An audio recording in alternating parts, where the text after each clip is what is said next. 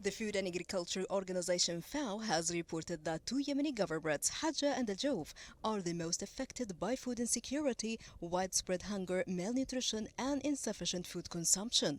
The survey found that 38% of surveyed families suffer from food insecurity, which is equivalent to the crisis stage and above the third stage of food insecurity. About 34% of households suffer from moderate or severe hunger, 44% report moderate or poor dietary diversity, and nearly 40% consume insufficient, poor, or limited food. Food security deteriorated slightly in the middle of this year compared to May, with the reasons largely attributed to the beginning of the agriculture dry season. The report also found that 75% of those surveyed reported that families resorted to severe livelihood coping strategies which harmed their future productivity and ability to manage shocks. The percentage of households that often resort to food-based coping strategies deteriorated marginally by the percentage point last June compared to late May. The United Nations survey showed that food insecurity was higher in rural and semi-urban areas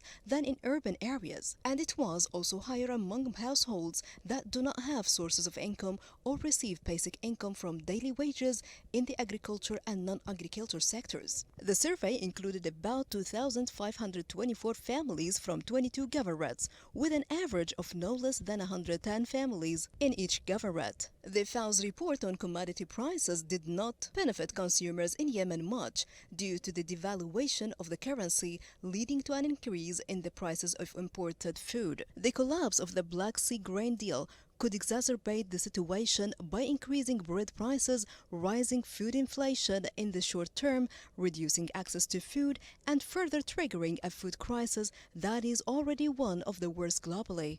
During the questionnaire period, the cost of minimum food basket remained stable, and the average monthly household cost was estimated at $87. The prices of basic foodstuffs remained generally unchanged in most regions, and workers' wages rate higher than the year before.